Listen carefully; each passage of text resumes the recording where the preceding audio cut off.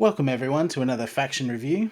I'm Philip, my co-host is Kieran, What's up? and today we're looking at Human Inquisition. Let's go into it. So, what is their rule? Well, it's a pretty darn incredible one, but it takes a lot of thinking about how you're going to use it. So, Inquisitorial Agent. Once per game, if all models in this unit have this rule, it may be activated even if it had already been activated this round, stops being fatigued when activated for the second time.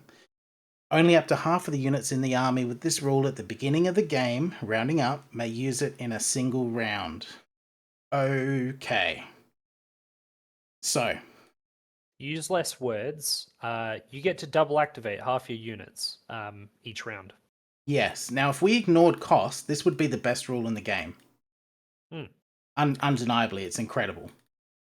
It is costed into the units, however, which means one of the big drawbacks you find as Human Inquisition is everything is costed with this rule in mind. So you really need to use this rule to its maximum effect. Everything costs roughly about 33% more than you'd expect it to. Some things are more because the upgrades they don't round well, so sometimes they can be double. But that's a hell of a thing to have in your pocket. It is. And you have to build around it. So, all right, already off to an interesting start. Now they have a mark. It's on, I think, only one of their units. I think it's just Gunsmith Henchmen. Yep. Piercing tag. Once per game, during this model's activation, pick one enemy unit within 36 inches and line of sight of it and place X markers on it. When attacking, friendly units may remove markers from their target before rolling to block and get plus AP where Y's number of removed markers. This is pretty cool. It's actually really good. It's pretty expensive at 65 points, not gonna lie. Pretty expensive, but you have a lot of freedom in terms of how you use it. We were pretty divided on it when we saw it, because first thing we saw is it's a tag, it's 65 points. Is it really worth it? Do I want to take this specific unit just to get it?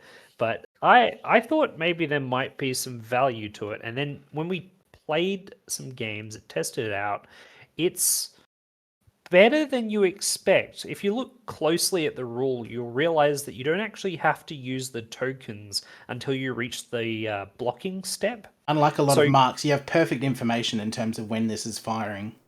You just wait until you have, 15, 18 hits or something, and then go piercing tags happening, and just wreck whatever you went into.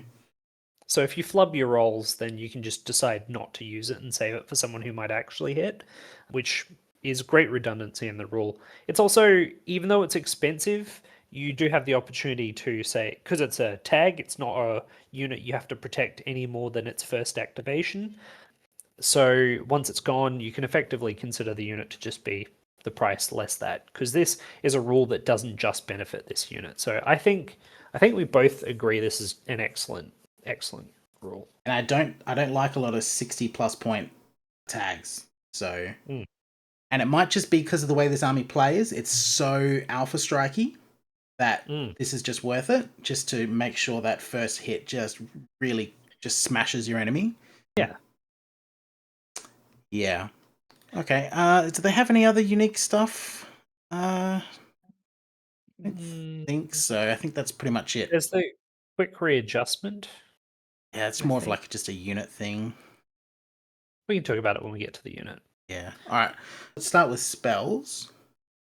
So, you recognize this, right? Of course. Yeah. Yep. Yeah. Okay. We've got the same spell list over 3 army lists now. So this is the HGF and Titan Lord spell list. All reliable. Yeah, we'll go over it.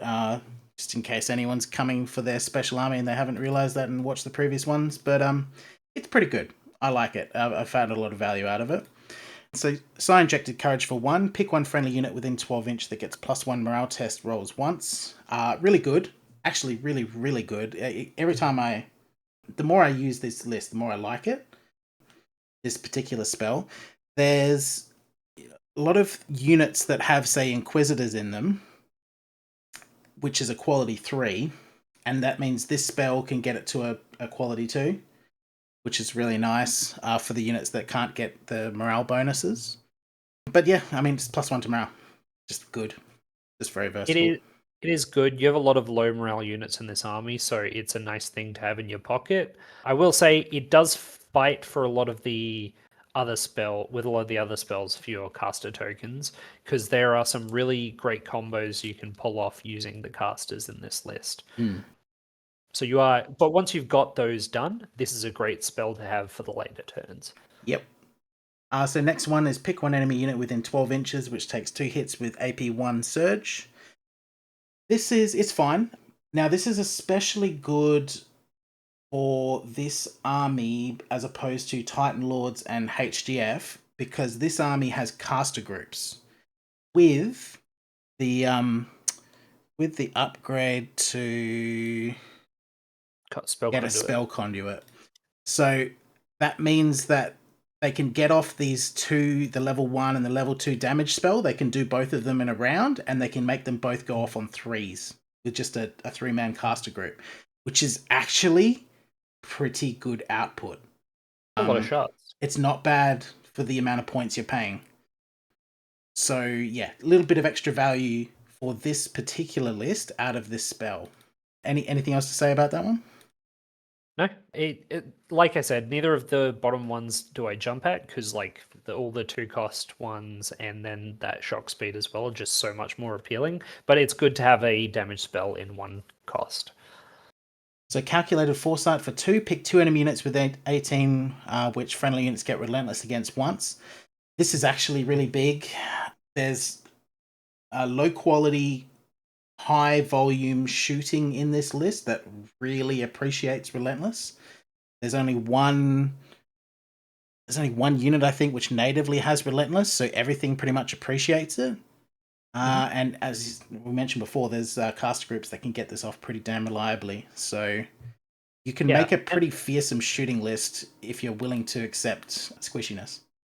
Yeah, not to mention you don't even have to make the decision of which unit you're going to buff, because it's a debuff instead. So just put on the things that you're going to need a lot of hits on, which tends to be anything you're going to shoot, and it'll help. That is also a drawback. It means you can't cast it without moving your caster up to a position where he can see said units. But with activation manipulation, which is core to the gameplay of this army, you'll manage. You should be able to manage. Searing Burst for 2. Pick 1 enemy unit within 12 inches to take 6 hits. Great. Perfect. No notes. Good. No problems with that one. Just some good damage coming out for 2. Now we get to some special ones. So shock speed. Pick 3 friendly units within 12 inch, which gets +2 when using advanced actions and +4 when using rush charge. This is incredible. Now it's good for the Titan Lords and it's good for HGF, but for this list it's even better. So they've got the caster 3s, so they can fire this off every turn. They have units that are fast enough that they can get, for example, a 22-inch first turn charge, and they can do that at the bottom of the round, so they can't even get punished after the enemy doesn't have any activations, because you can have potentially 15 activations on the first turn. And then they can, after their 22-inch charge something else 18 inches away. It's incredible. It takes units that are very hard to deal with, makes them like impossible to deal with. Can't play around them anymore. Yeah. And it's 3 friendly units as well. So nobody loses anything by gaining mobility. It can just be useful in repositioning units that aren't for charging, but that real effect of that extra 4 inches on charge range, where in this army you really need to get in without getting hit back, so like actually make it in, this will make a huge difference. Like you said, caster groups, which are 3-man groups, that's cast 3, you can cast every turn. Even better, 2 squads with spell conduit casting through each other, that's on a 3-up as well. 2 every up turn. If the other caster group gives them a little bit of help and just saves 2 for themselves. Yeah. It's really good. Or you could just just roll 3 up, and then you have the option of another 3 up after if you wanted. Yeah. Yeah, incredible. And we'll show you some units that can use this really well. And then finally, Expel Threat. Pick one enemy model within 18, which takes 6 hits with AP1. Again, excellent. Yeah, it's an assassin spell, right? Kill a Space Marine captain buried in a unit. Or, most things that aren't tough 6. Well, Space Marine's a great example because at 3 up defense, this would be on average 3 wounds, which will take out heroes. So anything weaker than a Battle Brother hero is on average going to die if they get hit with this. Yep, and it's got an 18-inch range, so it's considering it could be a 12-inch advance, it's very good threat range. It's a 12-inch rush. All right, so we'll start with their upgrades. So we got Precision Fighter Aura. So this model and its unit get +1 to hit rolls in melee. It's good. It's great. They've also got the Precision Shooter option as well. Yeah, which is just the same thing but shooting. Yeah, they can do both to hit in melee and to hit in shooting. Both are excellent because they have units like, for example, Riot Judges, which can have some pretty good melee and would love that support. They've got Breacher Guard, which would love the +1 to hit with their many shots, and they're not great quality. Just great. Really good. And there's an extra thing. I will talk about it when we get to Inquisitors, I guess. But yeah, they're quality 3, so they help with morale. Delayed action. Should we talk about how you want to set up your first turn with Inquisition? Yeah. So in essence, this army is very much a glass cannon. Your best outcome for winning the game is that you fling really squishy but high damage units at your opponent, which requires methods of getting them into combat without dying. And largely that comes from activating them early on in the game, since you have that really awesome Inquisitorial Agent ability that you pay for. Delayed action has some good interaction here if you're under sort of the unit cap. So say you're paying 2k points and you don't quite meet that 10 unit limit.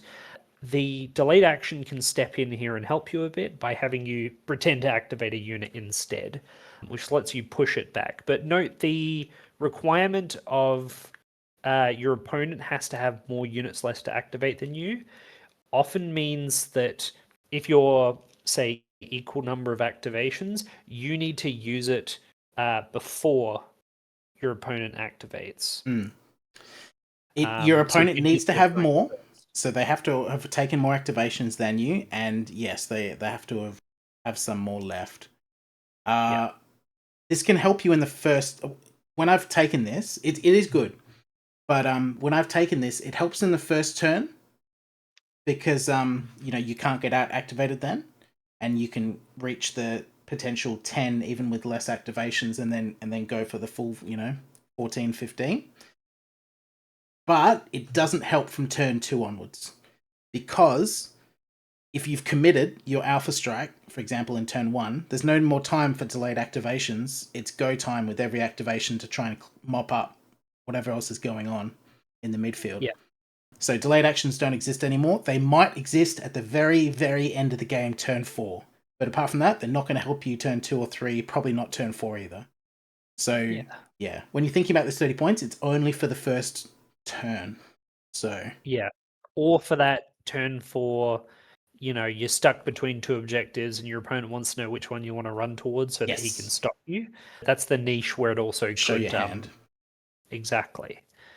But these are 2 very specific situations. Alternatively, if your opponent kills one of your units that hasn't activated, you'll get an opportunity potentially to use delayed action again.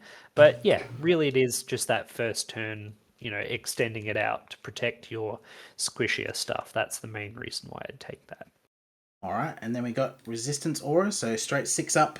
Every time you take a wound, can't be ignored, and you get a 2 up against spells. Yep. You can make a tanky squad with a very tanky squad, yeah. Because you can stack it with regen, and can get some decent armor with fortified. So you can get pretty tanky, or just a big 20-man blob with this as well. That's also an option. It's okay.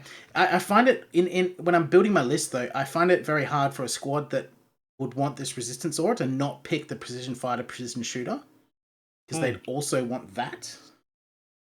But yeah, you can make it tanky. You got to think about the role of the squad, really, if you're going to consider taking resistance aura, because most of your units in this army are 3-model base, which means that they don't really get up to the size where that resistance aura is going to help a lot. And then the two options that you have that do come in a larger size would really benefit from that extra hit chance. I would also, if I'm versing an opponent who I know is in love with casters, then I would also, favour that. If I'm up against alien hives or something, someone who's going to throw a lot of heat casting phase, then that 2-up to ignore on your big bob is kind of crazy. Yeah. If somebody shows up with wizards, it's almost a must, right? And then we get a caster 2 on the Inquisitor. He's okay because he goes well with the, what's it called? I keep forgetting it. Psychic. Spell conduit. So he gets helped out quite a bit by that spell conduit. What do you think about it though? Do you think would you be taking a caster 2 over the caster group? A base cost Inquisitor with the caster upgrade costs the same as the Psychic Henchman, and you're losing a caster, but you're gaining a much more tanky unit that can have better weapon options, with better quality, and can join squads. Quality. So these are things to consider. However, in almost any case, I'd rather have the excellent buff options that are in an Inquisitor rather than use one of my precious hero slots on a caster who's just not got enough to hit that shock speed value. That's the critical thing. Yeah. Not being able to throw shock speed every turn. And the Inquisitorial Officer, he's got Spell Accumulator as an option, so get X Accumulator tokens at the start of each round. Casters can use to, as if they were their own spell tokens. It's okay. I think it would have been a more fun rule to have on the Possessed. Yeah. The Possessed Henchmen with the ranged weapons. Rather than defensive growth. Yeah, I think that would have been a more interesting place to have that rule.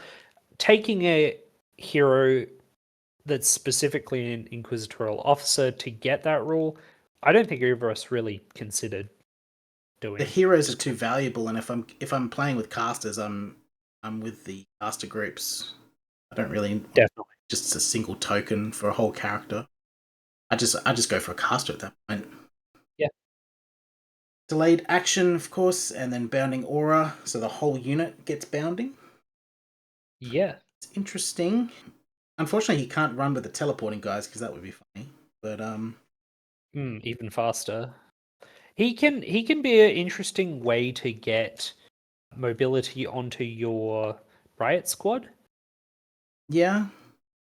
It's not He also amazing. still increases the quality of your breaches as well, if you wanted to make them a little bit faster. So you could use it, and certain people will want to. It's a form of mobility, but just like in Jackals, bounding isn't fast. No. If you roll a 3+1, then it's equivalent to fast. But without doing that, it's just not. And that is it for the special upgrades. Let's start from the top, from heroes. Starting with the Inquisitor. So we'll go Master off. He's quality 3, defense 3. He's got Inquisitorial Agent, of course, tough 3. I'm stuck with a pistol and a close combat weapon. He has a lot of weapons you can pick from, including, base fusion rifles, flamers and things, which is pretty cool. He can run limited weapons if you want some attachments, and he can have okay melee and repel ambushes, which is quite good. He's my favorite to pick by far because the quality 3 really helps things like these Breacher Guard, which are quality 5, and they've got a native thing to get a +1 morale, so they can get, with him in there, this squad gets to 2 up morale. And he's got really good auras. How do you like running him? Yeah, he's a buff monkey. Adding quality 3 to a unit, like you said, morale buffing is good. And then those auras, particularly the precision auras, are excellent, and a lot of your units would want those buffs. He benefits from the buffs as well, so he's usually going to be in a squad, Hitting and on then he's going to get the 2s. rule of the lines, and he'll be hitting on 2s, exactly. So if he's in a shooting squad, then he hits with his special weapon, And because he doesn't just it's not a joke. It's like a melter, for example, like a fusion rifle hitting on a 2. exactly. He also has his discounted pistol variants, so his 6-inch flamer and fusion pistols as well. Mm-hmm. In case you want to save a little bit of points and you're going to get that close, those options are also there. Probably don't go with a flamer on him just for cost. Yeah, he doesn't need it because he's already going to be hitting on a 2, so yeah. Yeah, he's great. As I said, I really like him in those big squads. He's okay on his own as well, because you can run him. He's base defense 3, and he can pick up a combat shield, and then he's reasonably tanky if you just want an activation to run around or maybe have a caster. But he's really good buff stick. I think probably the main pick for heroes. Inquisitorial Officer. So, quality 4, defense 5. He doesn't have the buffs critically that are increasing precision for melee or shooting. And he doesn't have the longer range special weapons. He's only got the flamer or fusion pistols. Other than that, he's pretty much the same. What do you think about him? When I have taken him, it's been as a delayed action monkey. That's So he's exactly just how I been, take him. yeah, it's just been by himself with delayed action. Maybe a weapon upgrade if I want. I run him like this. So, yeah, like you mentioned, just delayed action and just a little bit of fortified and like a weapon to just run around. He does serve a purpose in that case. I did look at potentially using him with the Navigator, the Bounding Aura buff, to give Riot squads more mobility. I think this is something that will work for some people. More mobility when you've got double activations is twice as good. You're not doing D3+1 on one activation on that first turn, you're doing it on 2. Which means it becomes, 2d3 plus 2, which is a lot more movement on that first turn, up to, 8 inches extra. And one thing you got to consider, you're thinking probably a lot about shooting units for this bounding, in which case this is the equivalent of fast at a minimum. And then anything above that is a bonus because they're advancing.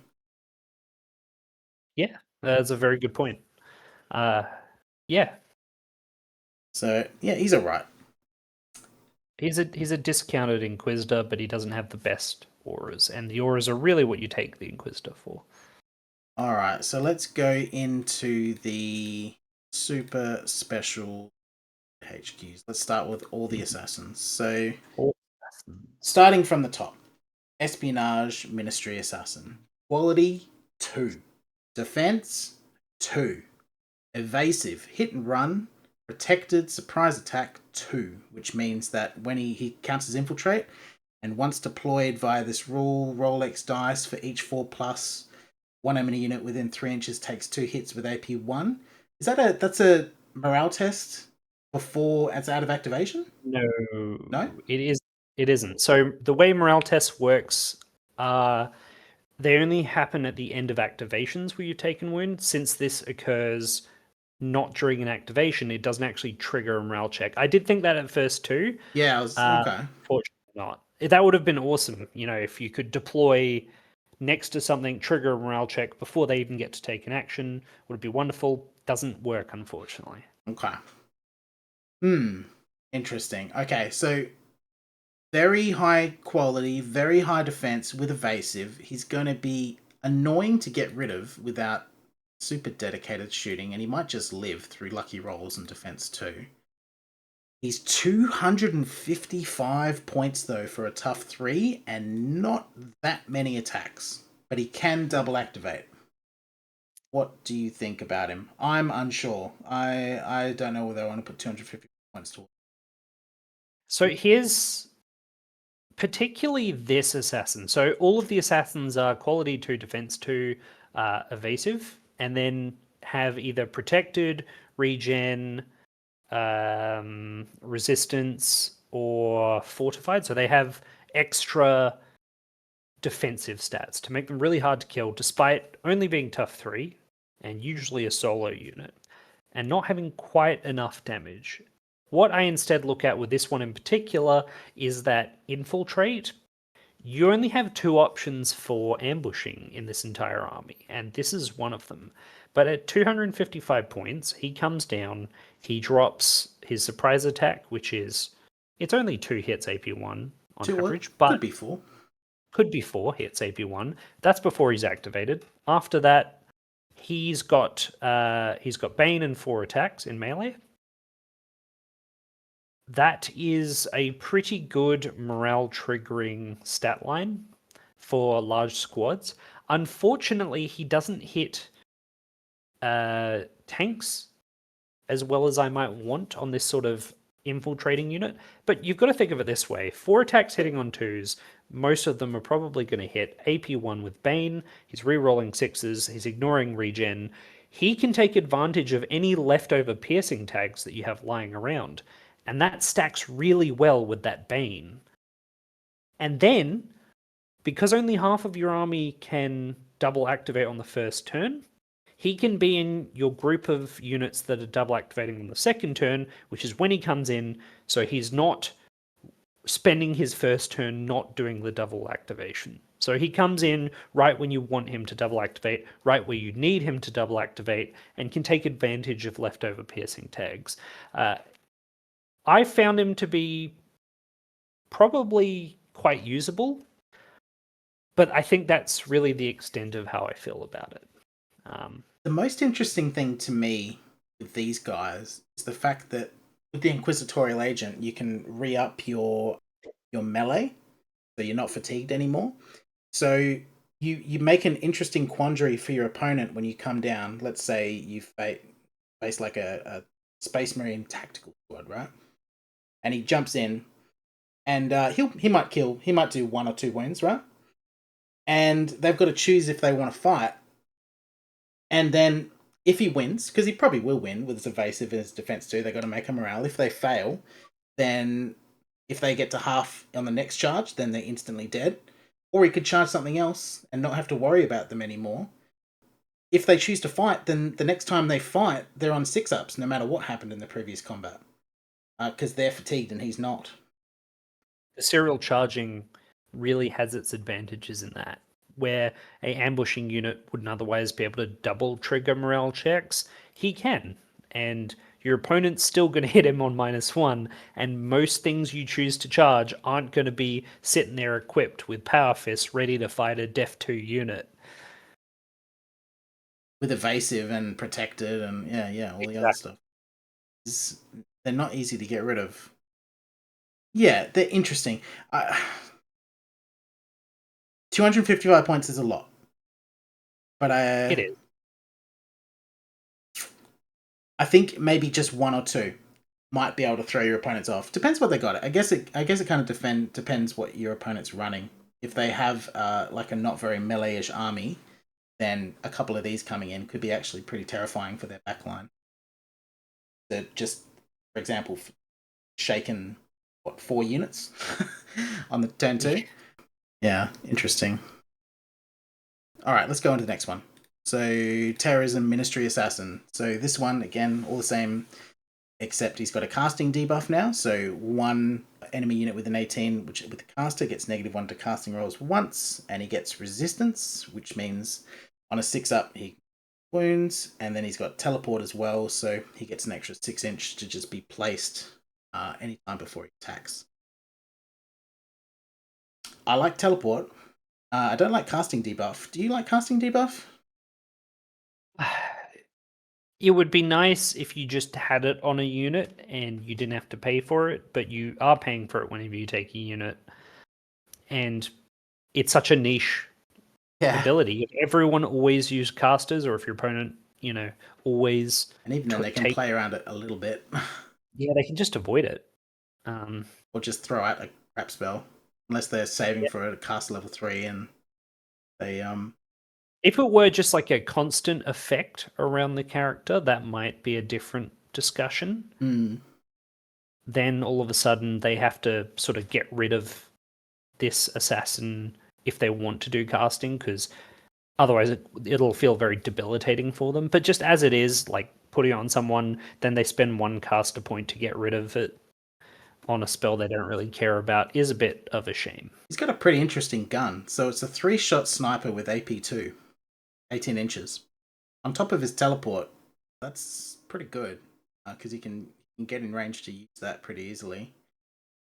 And yeah, attack 3 AP2. It still has to all go into the same model unless he chooses not to use takedown at all. But I'm sure you can find targets for that. 3 attack AP2 hitting on 2s.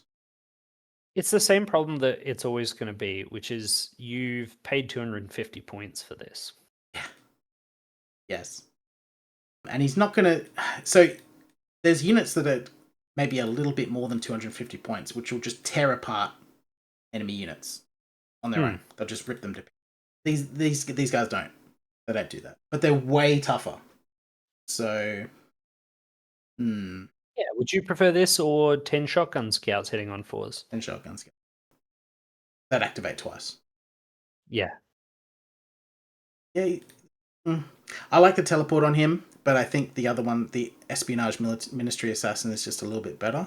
Have a look at the Warfare Ministry Assassin. So he's got Brutal Fighter, so he gets extra hits on 6s, and this is unlike Furious, this is also when he's charged as well. He's got Regen and Fast. Pretty cool. Yeah. He's got 2 AP4 attacks at 12 inches, and he's got 3 AP4 attacks in melee. Perfect. AP4 attacks, Brutal Fighter, Evasive, Regen, the Terminator. This is your Eversaw Assassin. Yeah. I wish it was better. I wish I had a few more attacks. Just a crumb more attacks. Please, boss. 3 attacks. Even if you're like guaranteed you're going to kill 3 guys every turn, it's 3 guys. Or against a vehicle, even if they all go through, it's 3 damage. And it's not guaranteed. Like, even on it hitting on a 2-up and then they save on a 6-up, that's still not amazing odds that you're going to get 3 into like a transport and potentially kill it. Well, with Brutal Fighter, it's effectively a 6, 1-up. Yeah, that's true.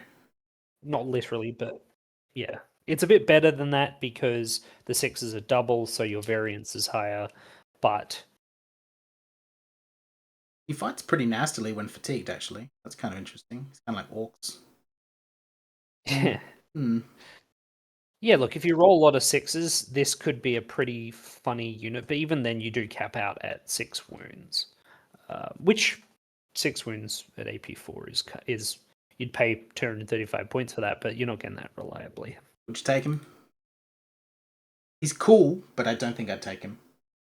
I'd take him for fun. I wouldn't try and build a good list by taking him. It's just, there's better things to spend your points on.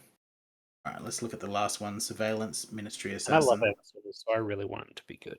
This guy makes me cry as well, because I love the Vindicare. Vindicare, yeah. Vindicare is cool. This guy doesn't give me Vindicare vibes. No. So, Evasive, Fortified. That's a good roll on a Defense 2. He's got Scout, Strider. He's got the Heavy Sniper Rifle, so 36-inch, Attack 1, AP2, Deadly 3, Reliable Takedown. Okay. This should be 2 shots, I think. Yep. 1 shot?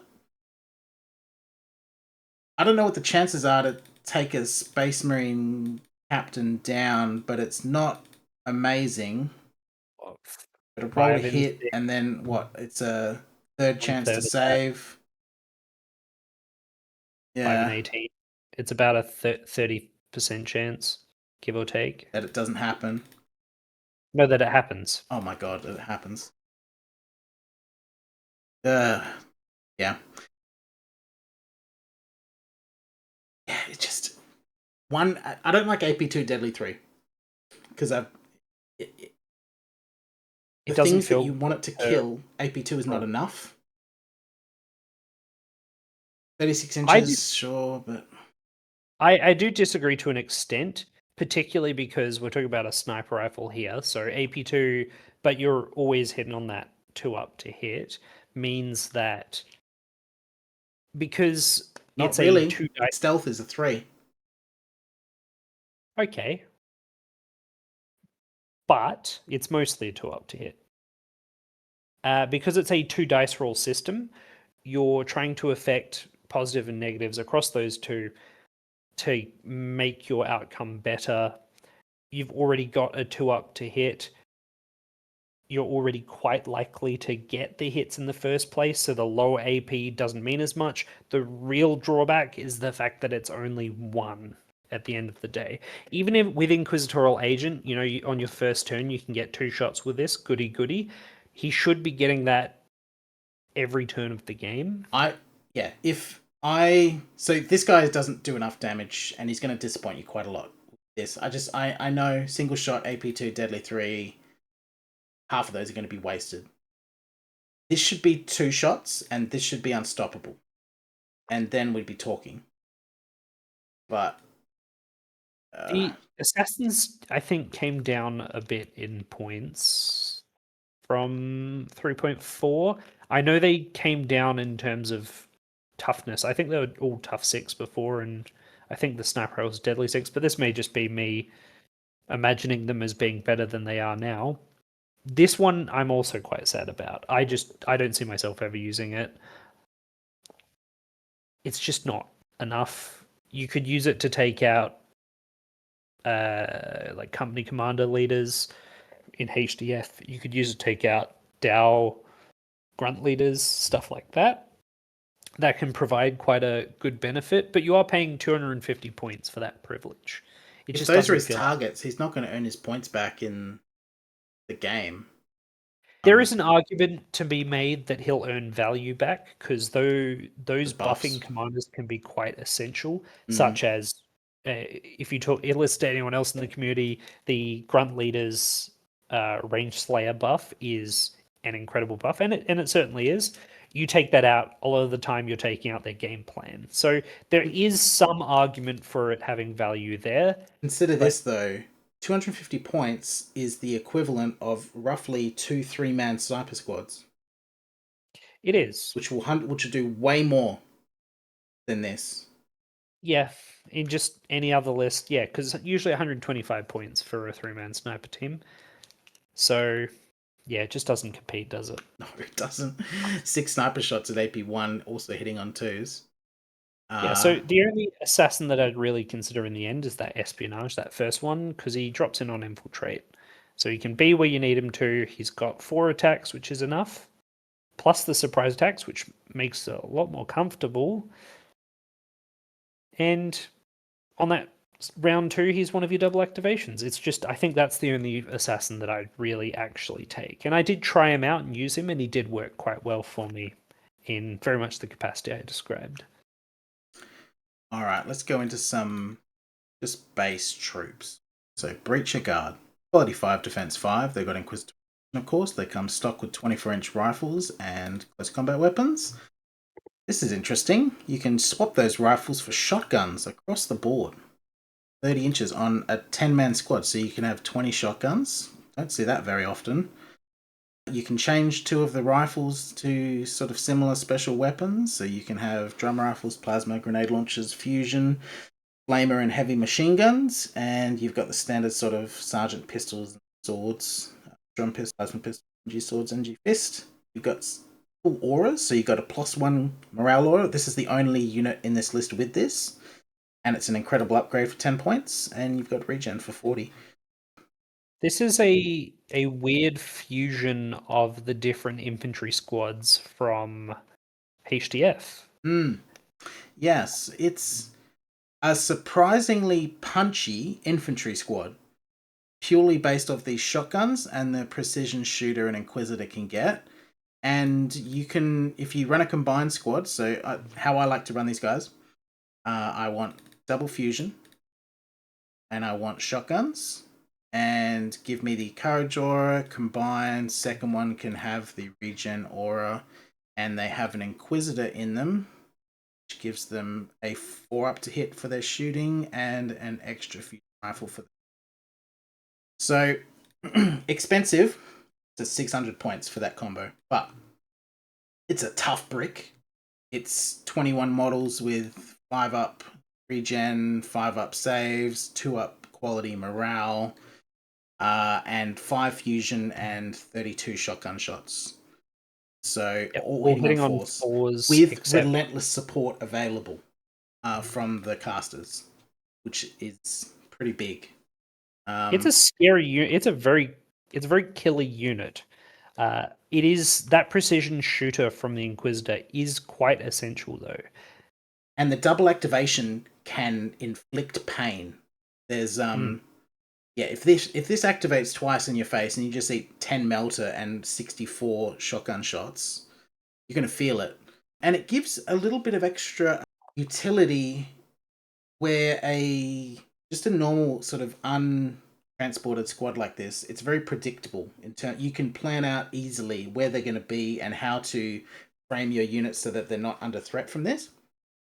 When you're playing against this, you don't know if this Breacher squad is going to rush and then advance shoot for the next 2 activations. So it might move 18 inches and then shoot you.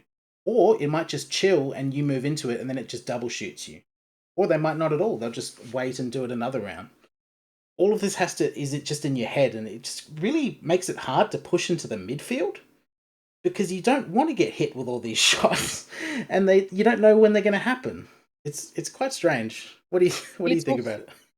Yeah, it's one thing that people rest on a bit that I think we bang on about a fair amount is the value of morale, high quality and morale. Some people undervalue it. They're crazy. Morale's the best thing in the game.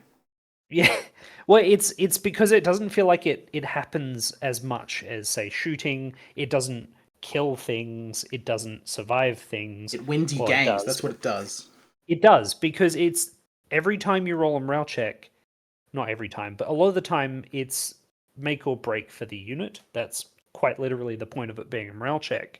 So having a unit like this where you've got 20 or 21 models and they've got a morale of 2-up means that they're going to stay active on the board for the whole game. They never stop being active on the board, and that is quite a useful effect, because even if you take out all of their offensive capability at the end of the day, this is a unit that is going to be hard to crawl through on damage and on kills. That's 23 wounds that have to get through a 5-up save, potentially 4-up if you're in cover, followed by a 5-up regen. It's hard to get that many shots full stop in the game. And they're punching back really hard. And they do punch back. So the high quality attached to these that you can get from that Inquisitor and the Courage Aura, really tanky unit. Do not sleep on the value that has. And yeah, the +1 to hit, now you've got 16 shotguns. That's 32 shots. That's 16 shotgun hits, 16 AP1 hits. Could be more with Relentless. It could be more with Relentless, but even without, that'll very potentially kill a squad if they've got a 4-up save, for example. So if you're fighting Dow and they're in the open, or maybe guardsmen in cover, then you're looking at killing over 10 of them with that shot.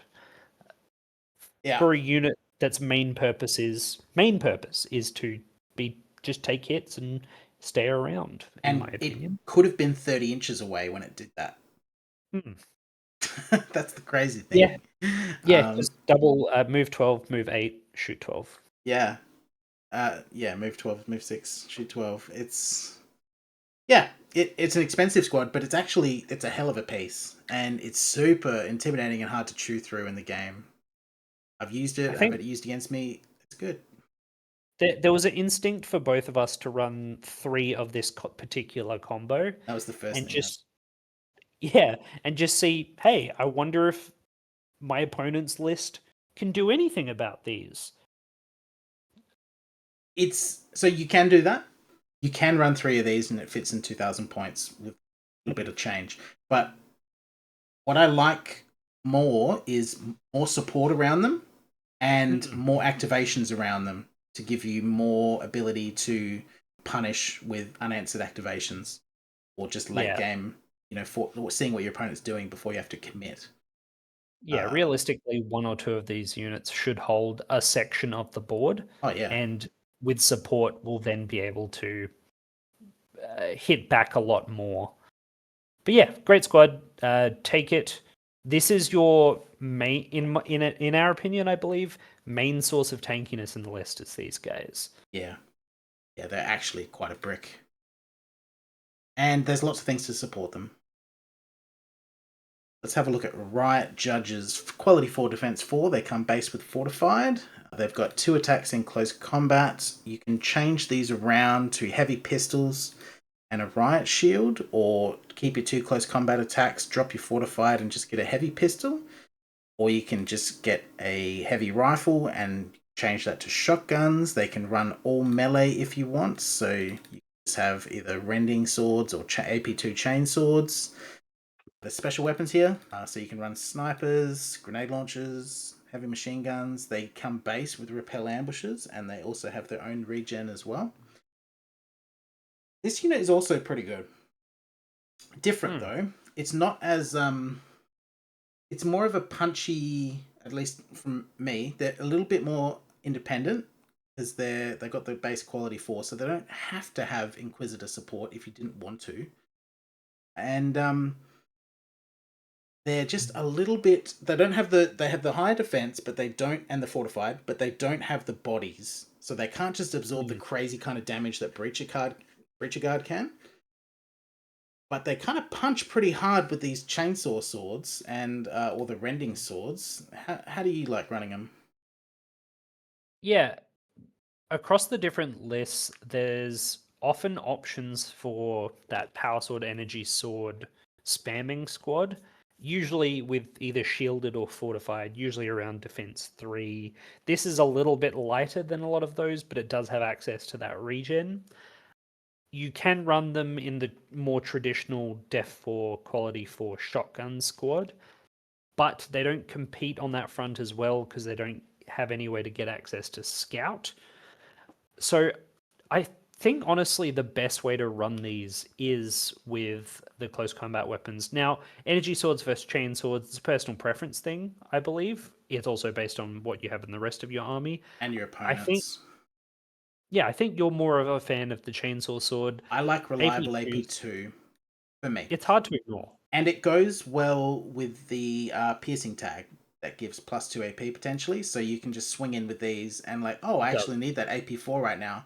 Here's 20 AP4 coming at you. Yeah. I think regen is excellent for them as a pick as well. If you're running 10 of these, just pick the regen. I know it's more expensive than it usually is, but just pick it. It's still worth it. Yeah, I probably wouldn't run 5 of these. I'd probably only run them in 10-man blobs. Yeah. Which is In a terms of their 5-man other shotgun options, squad?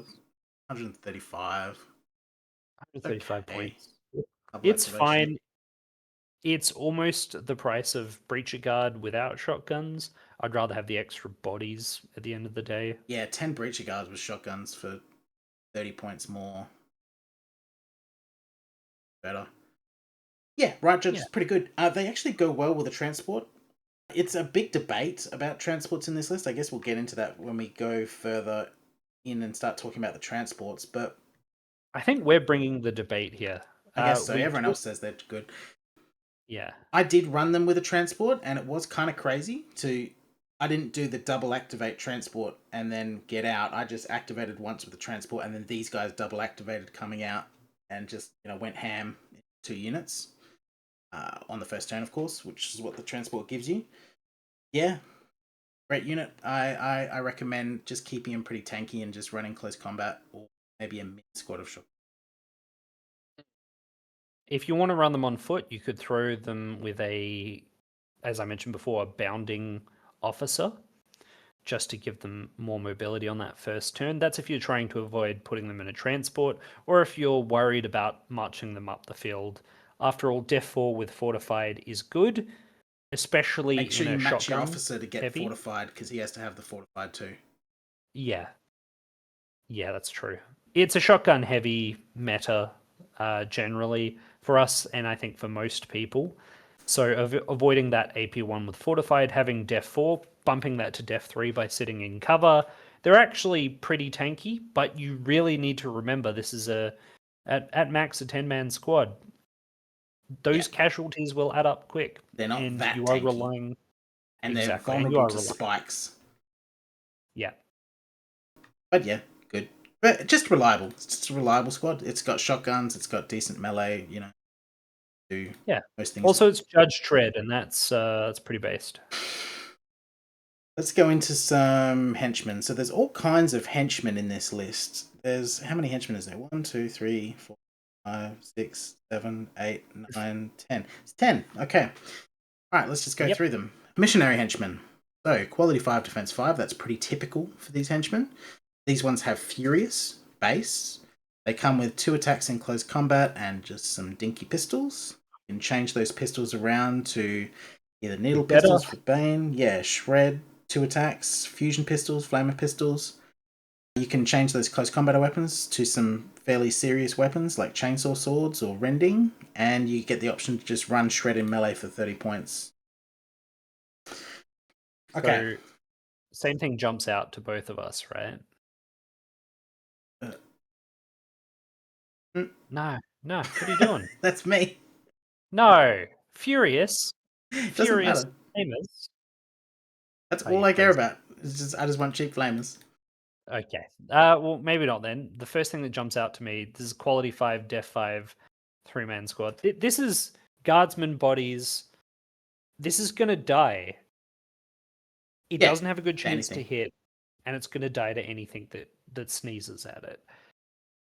So putting, for example, that shred melee aura on, that 30-point aura, expensive.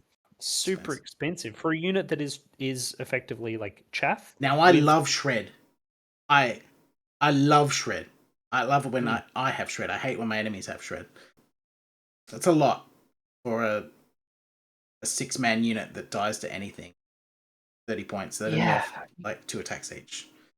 And when you consider that this army is about glass cannons, there is some value to be seen here. You can get Furious, Shred, and something like Bane in melee, and now your opponent's you're getting extra hits on 6s. Your opponent's taking more wounds on 1s on their saves, and they're rerolling 6 on saves. There's a lot of rolling shenanigans. You can really spike your damage with these guys, but they are set at def 5, so you need to find a way to get them across the board. And unlike some of the other options that fit into this role in this army, they just do not have mobility.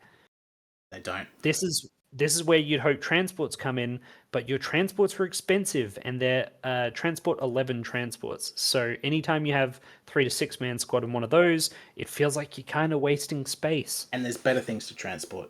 You could be transporting Riot Judges. You could. Which don't need all that support. Because you don't... Okay, if you're committing to a transport on your Missionary Henchmen, then you probably need them to hit on 4s. So there probably needs to be an Inquisitor in there. And then you need the Shred melee aura. And then suddenly quite an expensive unit that still dies to anything. And it's not that much more dangerous than just breaches that didn't need any support whatsoever. And they need to be delivered. They have no self-delivery mechanism, unlike some of the other units like you mentioned. So because of those other units' existence, I can't recommend this in like a melee role. That's why I was like, just get some flamer pistols, walk around and double activate into someone. So maybe there's some play to do with using them as your second round activations by making use of the line of sight mechanics of the game to have these guys stand behind your breaches and use that as their delivery mechanism. So first round, they're not charging anything. They're just moving max speed towards the enemy, but staying behind another unit that's going to body block them. So that on round 2, they can actually get that double charge. Then I could see you potentially getting some use out of the Missionary Henchmen. But it's a lot of ifs, conditionals, and hoping your opponent doesn't drop literally any ambusher and wipe out the squad by blanking at them. So, Missionary Henchmen, I'm going to stick to Flame Pistols. So, 3 Flamer Pistols on Missionary Henchmen, 85 points. The Mystic Henchmen, they're running Flamer Pistols, are 5 points cheaper. And for that, you get Bounding, but you lose 2 attacks in close combat. No, you don't. You just lose Furious. Just lose. Which means that it's always better to take the Mystic Henchman if you want Flame Pistol. Yeah. Yep. That's okay. Crazy. Yeah, well, I'm trying to figure out a way to use it. Yeah. So a lot of the base henchmen are the same, but they just have a different choice of rule and maybe 1 or 2 weapon or aura options. They get an aura. So yeah. So the difference here for the Missionary Henchmen is Furious and Shred. So you want to build them for melee. So they're the melee, really weak henchmen. Something of note, they're 55 points. Like a lot of the other henchmen, they're in that 55 point category. You're going to be trying to build up to 10 units in your army, and these cheap henchmen are the units that you're going to use to do that. What about 70 points just for 6 Bane attacks? With Furious. It's just a chaff activation, and it's fine. It's 6 attacks with Bane. Furious. Look, if you think about this is less than a third of the cost of the assassin who drops down on turn 2 and does Bane. Yeah. Just have 3 of these squads instead. Run up the board. This is how I'd run them, I think. Just a very cheap chaff activation. They got quality 5 and Furious, so that Furious is going to be really nice with quality 5 and some cheap double attacks with Bane to get rid of regen and make them re-roll their defenses. I wouldn't get a Shred. Yeah. I think I go for a double size with Shred and maybe Bane, maybe one of the other weapons, and then just, like I said, stick them behind a unit that can body block, bring them as that sort of round 2 double activation. In this army, you need to build around Inquisitorial Agent. I cannot stress that enough. It's essential to the list. So having options to still deal a ton of damage on round 2 is a good part of that strategy. Well, yeah, you have to choose which of your units are going to go round 1, and you can't really decide on the table. You have to build for how it's going to activate. And then you need to decide, okay, who's going on turn 2 and how are they going to leverage that. So yeah. Henchmen can do that, but try and keep them cheap because these will die to anything and they have no morale. Not a huge fan of Missionary either way. All right, Acolyte Henchmen. So these guys, instead of Furious, they have Fearless. It's pretty good. Got base pistols and 2 attacks close combat. They can have plasma pistols and shred pistols. They can run long range rifles. Interesting. They have the option of shotguns, plasma rifles, fusion rifles, flamers, and repel ambushes. Repel ambushes is pretty cool. Yeah, so I think I've run these guys in a few games. I don't think you have. No, I was opting for my chaff being Inquisitorial Officers, but I now see the value of these guys just as... Because if I'm going to have a chaff activation, it may as well have some flamers. Because, then it's going to actually smack things, and these could have Relentless and stuff from the casters. This does push over 100, and in any other army, 110 points, it's a chaff activation, that's cheap. It's well and truly below that 200 point mark. In Human Inquisition, you have much cheaper options to get it. So at 110, this is actually a fairly pricey chaff activation. It is, yeah. But it's 3 flamers. Yeah, you can double activate. You can't scoff at 3 flamers. You faced me using these as a double-sized squad, all with plasma rifles. So I had 6 plasma shots, 7 because I put an Inquisitor in, losing Fearless, which was a bit of a shame, but he had to baby this squad. Yeah, which then became 7 plasma shots on a 4-up, one of which was on a 2-up. It was underwhelming. I think that was mostly due to just unlucky rolls. They spent 3 rounds trying to kill a Scout Sentinel. I think you got it on the 4th. I think I did too. But you don't have a huge amount of long-range firepower in this list. I thought this might be an option to get it in there. It doesn't quite do enough. But 3 guys with I think you're on the Plasma right path, but I would have gone is fusion. cheap. Don't fuck around. Just go fusion. And just use your double activation to play KG, and then either if your enemy gives you a double shot into them, just take it. But if not, do a rush and then shoot 6 fusions. Because this is the only squad I think that can get 12-inch fusion rifles. All the others are pistols. Pretty sure. No, the breaches, of course. Oh yeah, breaches, but they don't do the same. That's not. I think the not their breaches job. are a better location to put fusion rifles. So The other way I've run yes, Acolyte but you can Henchmen- run 3 of these for 95 points, and that's six potential fusion rifles into someone. 95 points. They can just be in a different place on the board. Yeah. Yeah, I can understand that. I think we I think we disagree on that. You can also, it's 80 points to have 3 plasma rifles on the board, Yeah. which also have the advantage of the range. Pinging extra wounds using, so that's on average, that's 1 hit, and then it's a 6-up save for whatever you hit. That will ping a morale check if you need to ping a morale check, and that's an 80-point squad to do so. We're not recommending rifles, right? No, I don't think so.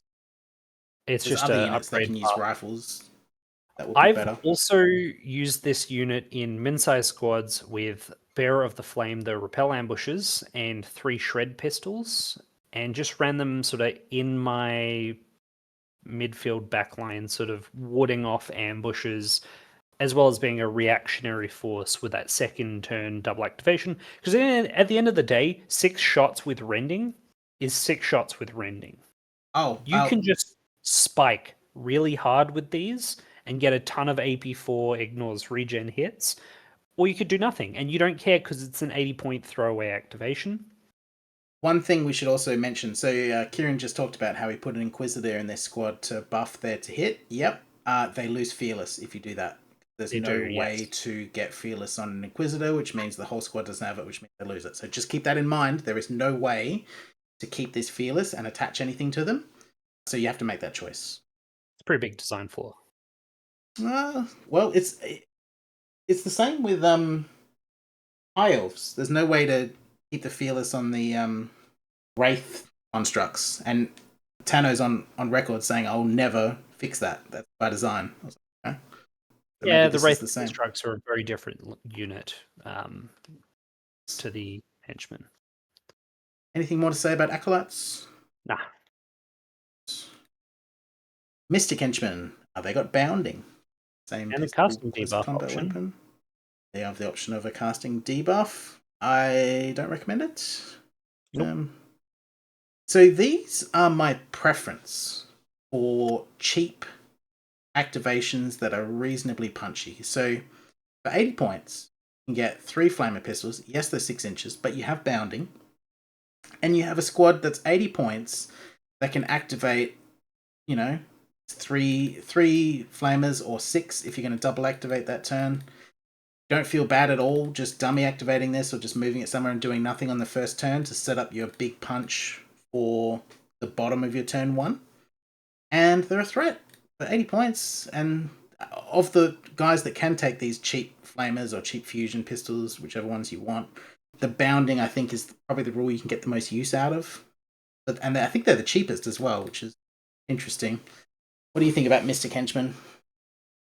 You opened my eyes to these guys when I saw you take them, particularly because you're basically choosing between the henchmen. You're choosing the special rule across most of them, and bounding is a mobility one in this double activation list. So if you want to build pistols and melee or melee henchmen that are like just cheap activating units, having them be able to move faster is probably the best of the 3 we've showed so far. Yeah.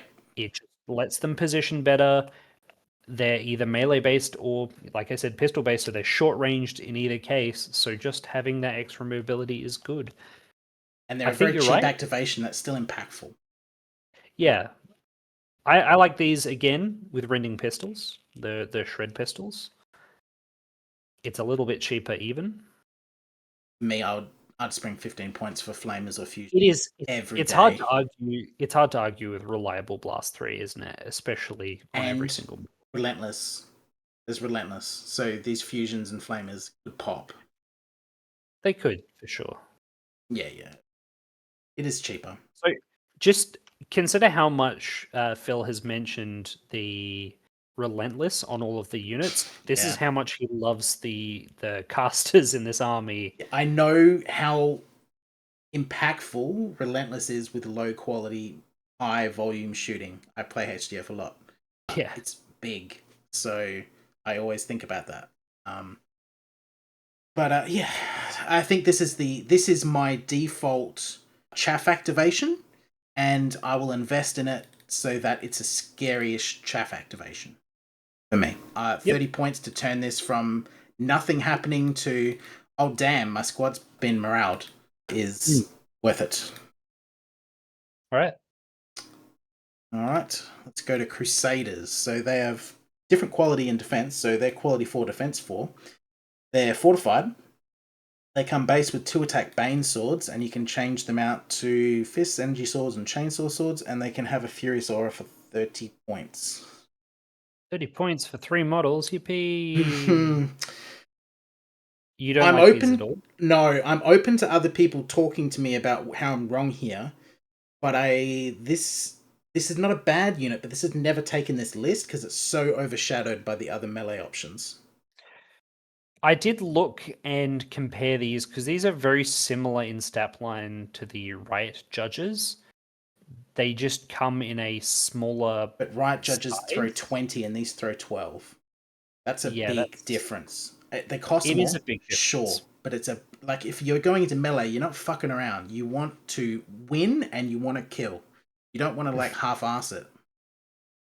Which is a real shame because I love the Crusader Henchmen. I love the models they're supposed to represent. I think they could be quite fun.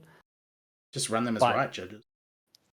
Yeah, pretty much. I just run Riot Judges and use the Crusader models because then you can go up to a 10-man. You can put them in a transport. It just works out better. I just can't see a niche. Riot Judges just eat their lunch, really, by being a bigger squad. Or there's squads that are just faster and hit harder. Well, it is a tankier dummy activation at 70 points. It's a budget tanky dummy activation. Would you pay 25 points for 2 more guys? And lose the weapon? Yeah, I guess I gotta add needle. There you go. Need Bane. On your quality 4, defense 4, fortified, then Crusader Henchmen have got you. Yeah. Look, the thing about chaff activations is you want your opponent to shoot them because you don't care if you lose them. This is even more feels bad because if they do shoot at them, there's a more likely chance that they don't actually kill them. But yeah, I don't know. It's a tough pick. I think the next option is my default henchman. All right, let's go to them. Gunsmith Henchmen. Quality 4, defense 4 again. These ones have unpredictable shooter, so when they shoot, roll 1 die. You either get 1 to 3, get AP 1. If you roll a 4 to 6, you get +1 to hit. They come base with 24-inch rifles. You can change that into 18-inch carbines or shotguns. You can run some longer range weapons if you want. And they have the piercing tag. They're the only unit with the piercing tag. Yep. I also like these a lot. I think they're really good. How would you be running them? In my mind, carbines auto click for me. The extra range I think is excellent. Yes, piercing tags auto click. I never double these up. To me, this is a 95-point chaff unit that just happens to have this ability that disappears immediately. Yeah. Because piercing tag is cast it, and then this unit's now that value is spread out through your army instead of concentrated on the gunsmith henchman. And now it's just a carbine squad. Read this carefully. Once per game during this model's activation. So it's not when activated. It's not when attacking. It's during this model's activation. So you can run this forward through line of sight blocking, fire it, run back for your activation to protect them for the first round. Preserve that activation. and still So do you your can do it. piercing tag, which is what you're trying to do. And your initial activations, in my opinion, for this kind of army should be very defensive. Don't show anything that your enemy can shoot at if you can avoid it, and just don't give them anything, so they get no value out of all of their first turn activations. So Yeah, just don't let them use be, that. don't let them. Yeah, and so for that, yeah, it fires its piercing tag. It's a dummy activation in the first turn, and then it's just it's a cheap, unpredictable shooter carbine squad with 6 shots. Sure, whatever, but cheap. Yeah. Yeah, pretty good. Must take. It's not a must take, but it is a very good piece. Anything else to say about them? No, I honestly, I find it hard not to take these guys in this list because pretty much any unit in this army will benefit from piercing tag. And it messes with your opponent too, because Yeah, they can and you see just that put on it, their dudes. yeah, and you put it on the thing that you're gonna have trouble killing, right? The thing you need extra AP against. This is just next time I fight this tank with something that I want to kill the tank, I'd rather have 2 extra AP, thank you, on that entire unit. I put it on Eternals in the last game. Yeah. It's like, I Nice have the ability to nice deal with you. defense for Eternals, you know? Yeah, good unit. Let's go to the next one. Psychic Henchmen. Okay. Quality 5, defense 5 again. We've gone down. Caster group. So they have an amount of caster tokens each round according to the amount of models in the unit. Starts with 3. Got pistols and 2 close combat attacks. They can run needle pistols, shred pistols, needle sword, energy swords, and they have spell conduit. I love spell conduit on non-heroes, so I don't have to waste my heroes. So This is your default caster. these are great. They're super squishy, but so useful. How do you like to run them? Yeah, they pretty much just base. Spell conduit, I only take if I'm running 2 of these squads. Yes, of course. Because obviously they can bounce off each other. I don't like to use casters in this list that aren't these psychic henchmen because caster group 3 is just so great. And then with spell conduit, flick. Basically, these are just buff monkeys, right? They're there to cast their buffs, and once the buffs go off and they've had their effect, chances are, if you're still around, those buffs won't be useful later on in the game. And now say they're just buff monkeys, but yeah, first turn they're buff monkeys. But I like to run 3 rending pistols on them. They got the spell conduit. There's 2 squads. You put a squad next to these 2 units, they'll fire off a searing burst, they'll fire off an electric tempest, they'll shoot you with 6 shred pistols, and then the other squad will do it as well. You're right. They can smash you if they choose to use their casting tokens towards that. Yeah. Or yeah, you bring in your like supermodel, like, oh, I've got my my HQ that's buffing up. Zap, dead. So because this unit isn't mainly built around that combat role, it's more built around the support role, and the combat role's kind of what comes after. You don't need a delivery mechanism for this unit, which is what makes it a lot more viable as a low quality. Don't show them to your enemy. These need to hide for the first turn. Do not give them to your enemy easy, because they're so valuable and so cheap. Yeah, and they die to anything. And be very careful when you peek out to cast Calculated Foresight. Yeah. It's very tempting to leave one out there to spell conduit it, but expect it to disappear in the next activation. Yeah. But these are they're good. Yeah, they're really, really, really good.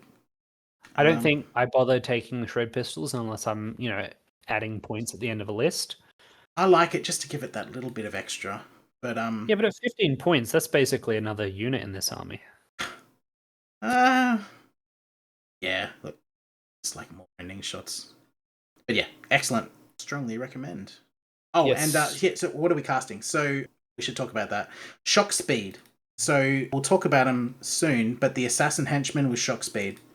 Send this off and either get it off on a 2-up by having one of them contribute a casting token towards it, or get off on a 3-up with the chance that the other one can also fire it off on a 3-up if you need. And then Calculated Foresight to support all those shooting units that we're talking about with the shotguns and the flamers off the. And if you see an opportunity, smash someone with one of these, or potentially two of these shooting spells. And if there's absolutely nothing to do, give yourself +1. Why not? Yeah. Anything else? Take it. Simple as that. Repenting Henchmen. Okay. Quality 3. Defense 5. Scout. I like Scout. They've got 3 attacks base with Shred. I like Shred. They've got the option of Fear. They're so, like, anything that fires. Is Fear ever going to be relevant against something attacking Defense 5 and 3 dudes? Probably not. They're probably dead. It's kill or be killed, right? Quality 3, Shred, 3 attacks each. It's got the correct spread of having high quality but Shred instead of Surge, because you want Shred where you have high quality, and you want Surge where you have low quality. Yeah. So I like Scout and I like high quality melee, and these have actually got quite a lot of attacks. Where it's weird for me is in the construction phase of these lists. For the way I want my army to play out, I want to minimize my opponent's ability to do damage to me by being pretty far back, in cover, out of line of sight, activating dummy activations on the first turn to just waste his first turn, and then punching at the very bottom of that with the activations he can't counter. The Scout, you can't really utilize Scout with that kind of strategy because they're just going to be up there. So if I try and do that with Scout, these guys will die because he can just kill them. They'll be so far further up the board. And if I want them to be far back, then they're just like an okay defense 5 that's not really using their Scout. They're hard to use in the concept of this list. Do you see it?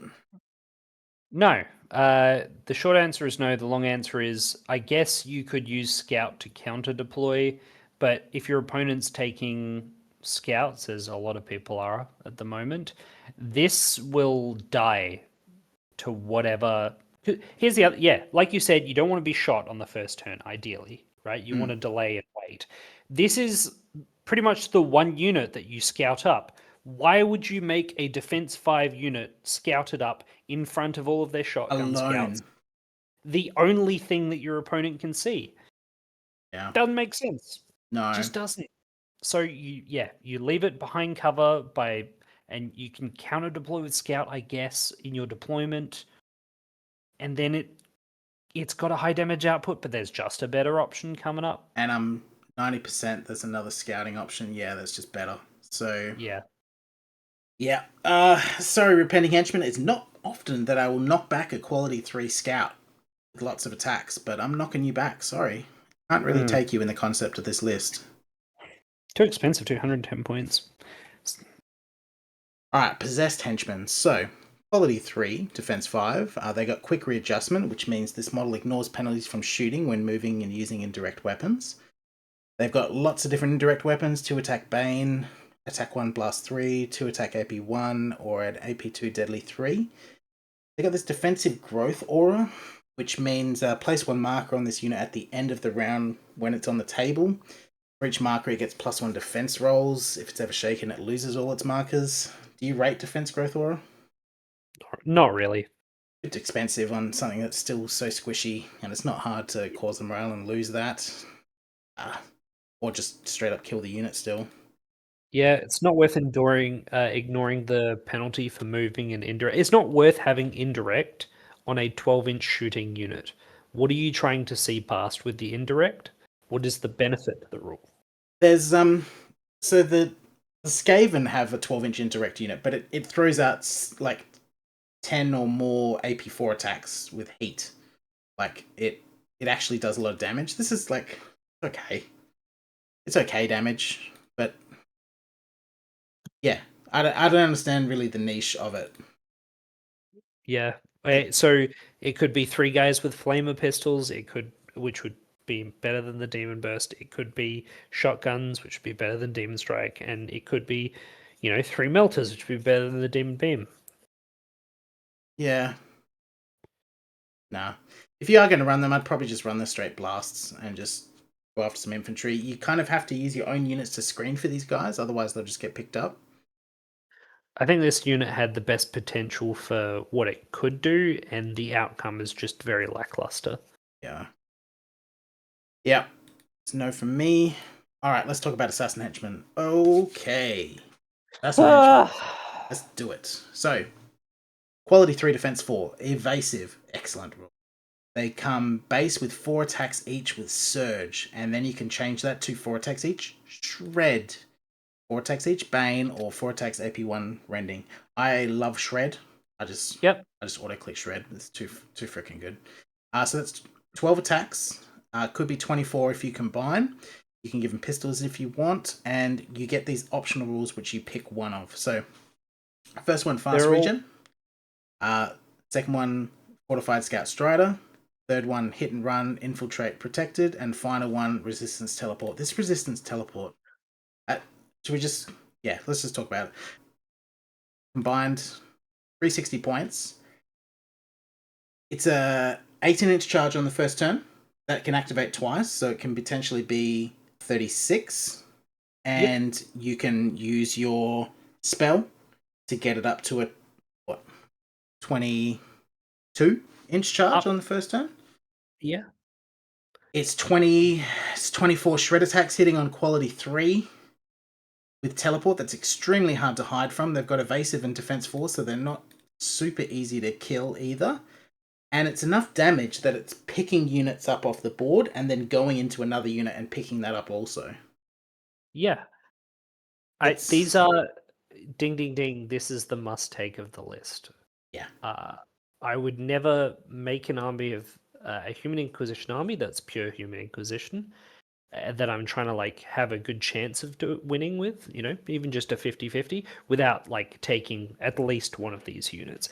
Every time I've had one of these units, it's at the very least wiped out something important, or has wiped out 2 somethings important, or severely wounded two things that are in the first turn, and it's survived a decent amount of crackback. Just so the first turn I used these guys, they went and killed that 400-point Robot Legion's Tripod Walker with a Deadly 6. Just went and killed that, finished it off, and then they double activated, of course, because it's after my opponent has run out of activations. They just went and killed a Destroyer Snake squad as well. They just picked up 700 points on the first turn on their own, and then they lived till the rest of the game as well, just jumping around 18 inches.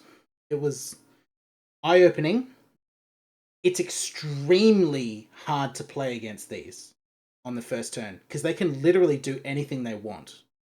And if you've built your list correctly and you can out-activate your opponent, there's not much they can do. If they want to be in the board, if they want to be contesting any objectives, they'll be in range of these guys, and they can just go and just kill 2 units each. It's crazy. They combine really well with the piercing tag to give them AP2 shred on 24 attacks, quality 3. It's just... Yeah. What do you think about them? Yeah, they'll kill anything from a squad of, just plebs, just a mass 20-man squad. They'll kill that, or they'll kill a tough 12 vehicle, potentially. Not unlikely, not super unlikely, to kill a tough 12 vehicle. Especially over with the support, and they can go in twice. Yep. It's, and then, yeah, it's not... They're not super tanky, but you can't underestimate the resistance and the defense 4 and the evasive stack all together. And the morale. They got quality 3 morale. It does get up quick, yeah. They'll be able to keep activating even on less numbers, and you still have 4 attacks per model that survived. So you generally want to go for the shred over the surge because they've got quality 3, because they're higher quality. It's more likely that shred will be more beneficial. I think defense 6 and defense 5 are the counters to that. At defense 5, it becomes equal. Shred versus surge. So yeah, shred seems to be the best option these days. Honestly, yeah, just take this. If you're gonna... Are we recommending any of these others, even circumstantially? I can't. Every time, Actually, I just want this. This is all I want. I want 3 of these. yeah, if you're going to put in another unit of Assassin Henchmen, it may as well be the Terrorism Ministry ones. It's too good not to. I want to say that there's a argument for the other units, and don't get me wrong, the issue is those other options are excellent, right? Fast regen is excellent. Scout, Fortified Strider, With these kind of attacks. Yeah. yeah. The Infiltrate and Hit and Run, excellent. But Teleport. Teleport's just better. And the resistance. It's just Like usually you'd go ham for the option that has Strider because difficult terrain can be debilitating. Teleport lets you just jump over difficult terrain. the fact that you have the 2 activate, it combines so well with the 2 activations. Just having that 6 inches of extra movement, you can just go anywhere. It's crazy. It's faster than fast. Yeah. Yeah. So take this. Take him. This is the strongest unit in the book. Yep. Disagreeing? No. No. Incredible. Shred, resistance, teleport. Hide them. Do not let them get shot. They should be the last thing that activates on turn 1. And then just let them off the chain, give them 2 activations each on turn 1, and just absolutely tear your enemy to pieces. And then just activate them again on the top of turn 2. So if you don't mind building a list that's just under 1,000 points of fun, like just whatever you want to take, whatever you feel like taking, you can run a standard 2,000 point list, which is just 3 of these squads at 360 per. So it's what 720, 1080. So you're at 920 extra points after you've got 3 of these squads. These all like pick up half or more of your opponent's army anyway on that first round, and then just put whatever you like in the rest of the army. Doesn't have to really do much because these will do most of the work. Yep, these should be your 3 extra activations at least on turn 1. Yeah, forewarning. I am going to recommend mixing lists when you play Human Inquisition generally, just in fun games. If your opponent brings Human Inquisition and in a mixed list and takes Assassin Henchmen just as the only unit that they take across the mix, just pick up your army and leave because you really want to be pals with that person. They just took the best thing. Yeah, it's just so good. It's just incredible. Yeah. All right, enough said. Let's go for Cyborg Henchmen. Quality 4, Defense 4. They come base relentless. They have heavy weapons across the board and AP2 attacks randomly. So you can have heavy machine guns, heavy fusion rifles, shred cannons, laser rifles, plasma cannons, and they have the option of points. If you take all las cannons, you can't. They just fit into 2,000 points. But you can't take the Stealth Aura, and it's 680 points on 6 4-up defense guys. That could be a double breacher squad, and you'd have change. Could almost be 2 Assassin Henchmen. They do double activate, so that's a pretty nasty first turn. It's 12 las cannons hitting on 4s relentless. Sure. You'd run some heavy fusion rifles or some DACA machine guns. They're just they're so squishy for how much they cost. I can't recommend them. If you think about the fact you can get 3 melter pistols at around 85 points. Yeah. Which can also double activate. Yeah. And also could have relentless. Could have triple the squad. Yeah. So like triple the squads running around. So like you can get the same effect of these guys from chaff activations for a fraction of the price, or triple them up to be pretty much equal, but you've got a ton more bodies on the board. It's just all units in this game are weak to dying. This is especially weak to dying because you have spent so much points per model for a quality 4-up shot. Yeah. This is one of the few squads in the army that can actually fire at aircraft.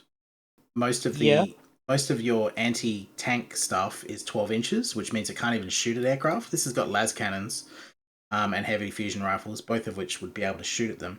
But there's a problem. So these are incredibly squishy, so they want to activate at the bottom of the round so that they can't get shot. If they have to move and shoot an aircraft before it does its thing, then they'll get picked up, probably, in the crackback. If they wait, then the aircraft might kill them. Because it might just go in and just kill them. Because they're not that hard to kill. So they're not even good in that role, which is really sad, because they're like 600 points. Never take? I don't know. They're double shooting heavy weapons. Well, we don't usually take something like the base heavy machine guns. They're not usually the heavy weapons that we go for. Maybe I can't even say the shred cannon. I've always wanted to like the shred cannon equivalent on these guys or the Devastators in Battle Brothers. It's just not enough. Not enough. I'd rather have a maxed out Breacher Guard squad than this, and it would be the same cost, and those fusion would be way better protected. Yeah, same chance to hit as well. All right, so we're actually done with henchmen. We got through the henchmen. We're on something else. We're almost through. Transport vehicle, quality 4 defense 2. It's a HDF Chimera / ATV. Fast impact 3, tough 6, transport 11. It's got 2 heavy flamers base. Pretty good. Strider stealth, excellent. Hunter-killer missile, good. You can change it out to laser machine guns and heavy machine guns. I probably wouldn't. The heavy flamers are good enough. So this is I guess where we have a little bit of a controversial take. What do you think about transport vehicles in this list? I think that they are a distraction, keeping you away from the golden path of building a infantry only skew list, which I think is the best way to run Human Inquisition. You get this feeling, right? Whenever you see squishy high output units that if I just slap them in a transport, I'm going to have an excellent turn. I'm going to have an excellent game. But you can achieve that with units in this army without putting them in a bloody transport. And these transports are 250 points base.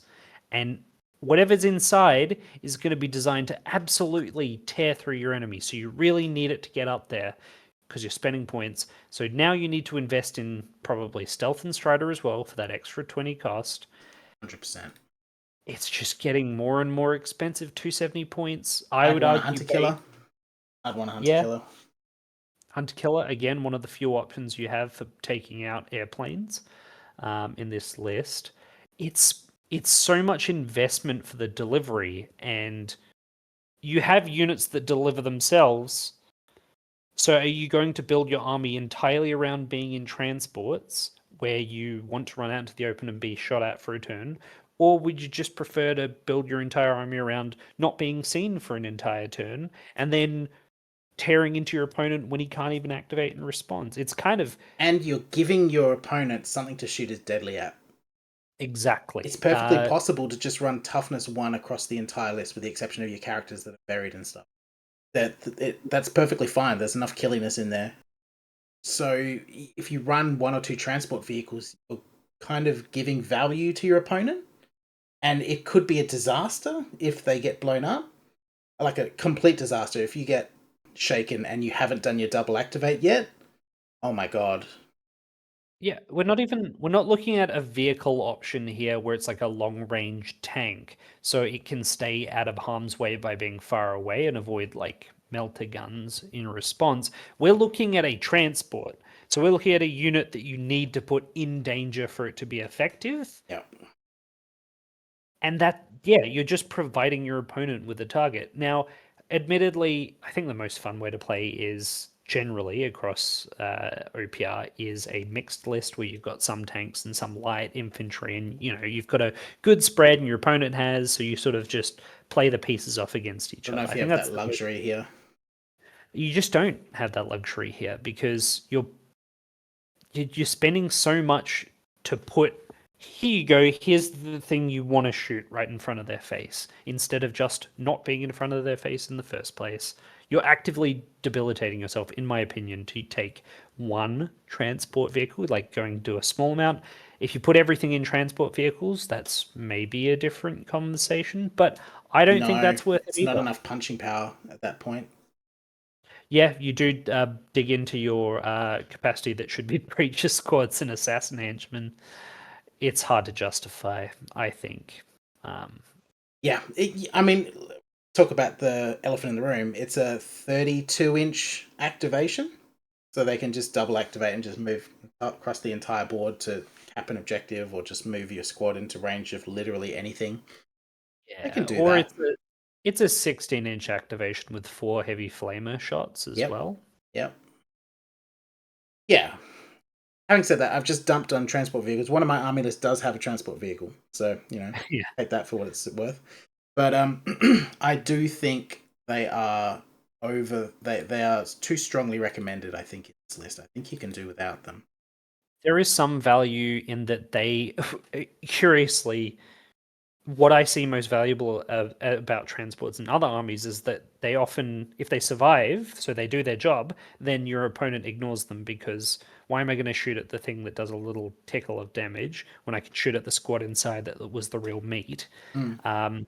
These in this list will also survive potentially Mm-hmm. that first round, and then you've actually got a tanky unit that's sticking around that's not just tanky because there's a lot of soldiers. So there is probably something there that I don't consider as strongly, but I think this particular list, that isn't as good as it would be in, say, Dow, the transport in Dow, or the equivalent transport in HDF, where it has that value at the end of the game because you can get it in so many other places. Yeah. This list by just having chaff, more chaff. And a lot of those infantry, well, all of those infantry, they have the double activation. So you have the threat of just being able to move 24 inches if you're, or more, if you're a melee squad, or the 18-inch rush advance for a shooting squad. So if what's on the board is critical to be destroyed, you can use your double activation to do that even without a transport. Yeah, it makes it more. Also, I don't know quite the correct way to frame this, but it makes what you're trying to do more predictable. Does that make sense? It's very obvious what you're going to try and do with a transport vehicle and the thing in it. Yeah, Whereas it's not as, if you just have like say 2 breacher squads or like 3 assassins or something like that, you have no idea what they could do. They could do tons of different stuff. yeah. Yeah. So yeah, not super recommended, but you can use them, and yeah, my army list has them. Anything more to say? Yeah. No. All right. Combat vehicle. Okay, quality 4 defense 2 fast. It's got impact 3, tough 9. Tough 9's great. It's pretty much the equivalent of the HGF one. So acid cannon with 6 Bane as the standard with a heavy flamer. You can change that to a 24-inch fusion cannon or an 18-inch heavy flamer. You can have another heavy fusion rifle or another heavy flamer or a heavy machine gun. It's got the same strider and stealth. You can have a hunter killer and into a machine gun if you want. You ran this. What was your opinion? I didn't hit. It's a 4-up quality I didn't. fusion thing. I shot at a Sentinel every turn of the game till turn 4, and Didn't take a you wound. know what? You know what killed the Sentinel? Some assassin henchmen. Assassins. Assassins are good. It's just, yeah. Look, a 4-up to hit with something that's like low shot count like this. There is a great weapon profile. 375 points for a 4-up to hit. You don't have a +1 to hit So buff I in the like the game, HGF version of this, but it's cheap. It's way cheaper. and it can get +1 to hit. And it can get +1 to hit. Sure, this double activates, but again, you're kind of giving your opponent something to shoot his anti-tank at. It's actually not good. Interestingly, you don't need these flamers. There's flames everywhere in this list that you can have so many flamers if you want. The heavy fusion can be hidden and delivered better. There's an argument for the heavy fusion, but I feel like I just want to rely on those lots of shred hits just to just for the rolls of 1 instead. It just Or the piercing tag. The piercing tag, yep. Or the pocket melters in the breacher squad, or just random pistol melters on little henchman guys. I want to like the combat vehicle. If you're lucky, it'll pop off. But yeah. If you're not lucky, you're just going to throw this thing across the room. Yeah. If you want to play too tank expensive. battles, yeah, if you want to play tank battles, it'll play tank battles. If you're having a friendly game and you want to play tank battles, mix this army with Titan Lords and take Titans instead. Now, because Titans are cool. Yeah, I don't recommend this thing. Sadly, all the infantry can kind of do its job a little bit better, which is a little bit of a theme. If you're going transport heavy, then I would probably consider the combat vehicle a lot more. So low activations. Yeah, it is expensive. Nope, not for me. But yeah, it's decently. I mean, you'll be able to hit anything on the board with a double activation 24-inch fast tank. So your threat range is massive. Theoretically, if you roll above a 4. Should we have a look at some army lists? Yep, let's do. All right, we'll start with mine first. This is the degenerate list. So I'll explain how it works. We've got 3 assassin henchmen with the teleport and the shred. We've got 10 activations, which means the first turn there's 15 activations. These guys, as long as they're out of line of sight, which if you're playing on a board that OPR is meant to be played on, should be trivial. Should be 6 charges off assassin henchmen. 6 charges, turn 1, uninterrupted, uncounterable. Yep, that's horrifying. You got the 2 psychic henchmen with the shred pistols and the spell conduit. They're going to fire off shock speed on these 3 henchmen, and then potentially something else like relentless or something like that. If there's something around, they might throw some damage as well. You've got the gunsmith henchmen to drop piercing tags. So I've got 2 piercing tags to play with to support these henchmen in an opening horrifying round. And then we've got 3 different chaff activations, 2 units of 3 with flamers, and then 1 unit of 6 with fusion. So how this goes down, so you're going to activate 10 activations before these assassin henchmen appear, basically. So you'd be going psychic henchmen to get your spells off. You'd be going gunsmith henchmen to do your piercing tag, keep them in cover and behind line of sight after doing that. And that's already 4 activations. It's 4 activations. Then if there is something... Now, this is assuming you're not under attack. If you're under attack and there's scouts happening, then use these offensively. But if these guys can get something for free, then take it with your first activations. If not, then dummy activate and stay safe. Just don't give them to your enemy. Don't give them any shots if you can avoid it. You want complete waste of your enemy's first turn, if possible. So that's 7 activations. Now, I would then activate one of these other ones again. So just take your pick of whatever you're going to do to get up to 9. And then you've got your 6 assassin henchmen activations at that point, at which point the enemy has run out of activations, even if they took 10. And you can freely just go in with a 22-inch charge out of these assassin henchmen, and then they get another 18-inch charge into something else, including potentially a consolidate as well. And it's going to hurt. It's going to hurt a lot. And then we'll start again on turn 2. He's probably not done almost anything on turn 1 because I've wasted all his activations. He might have lost half his army or more, and we're going again with these assassin henchmen, and now all these mystic henchmen, these gunsmith henchmen, all of these are going to start double activating now, so I'll get double activations on fusion, double activations on flamers.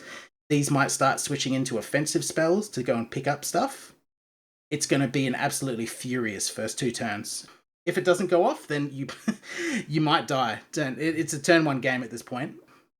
But, man, is this going to be hard to play against? What do you think? I think you pretty much said it all. Can you imagine your Dow versing this? Don't even put down your army, bro. Like, it's over. Yeah. The only play is to stay far enough back and put stuff in front of my... It's a 38-inch charge with teleport. Yeah. Yeah. I just want to box in my good units so that I can shoot you after. I lie. It's a 40-inch charge with teleport. It is all a bit cooked.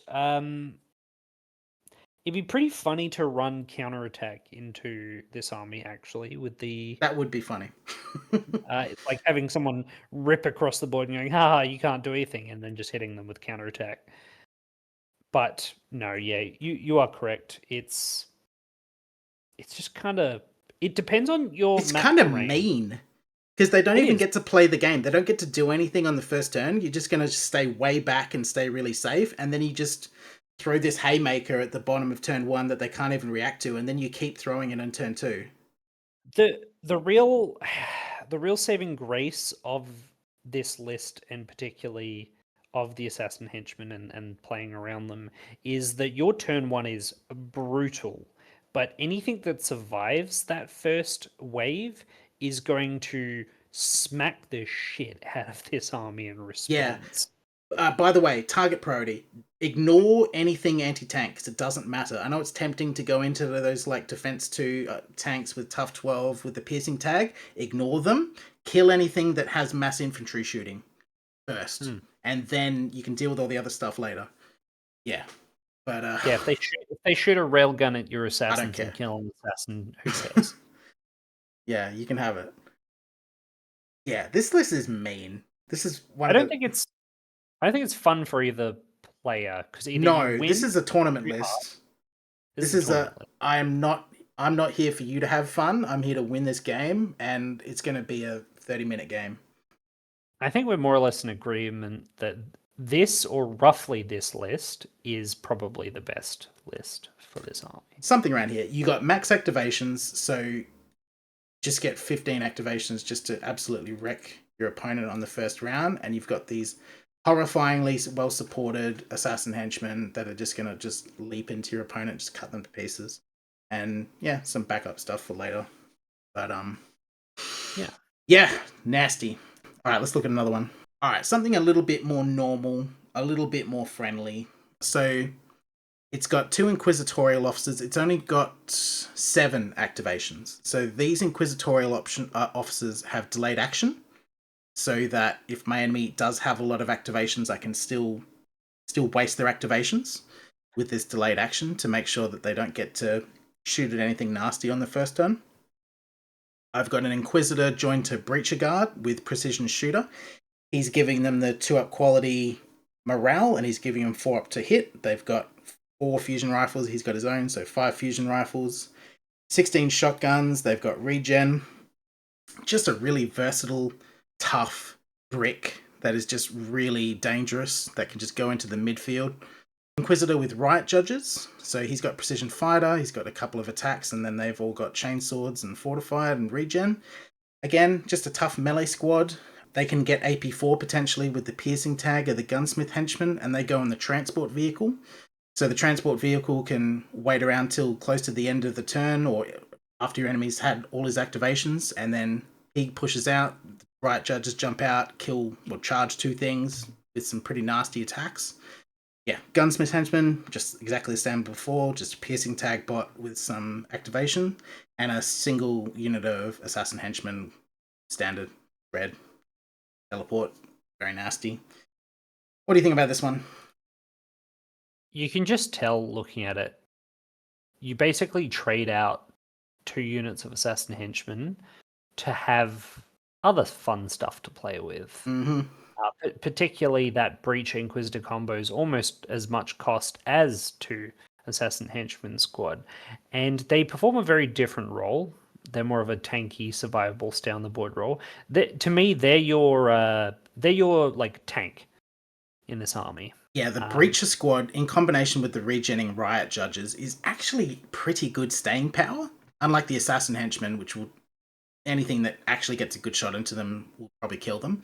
These guys can actually take a lot of damage. So it's a different kind of list. You can actually push in and just push through your enemy, just bulldoze them a little bit.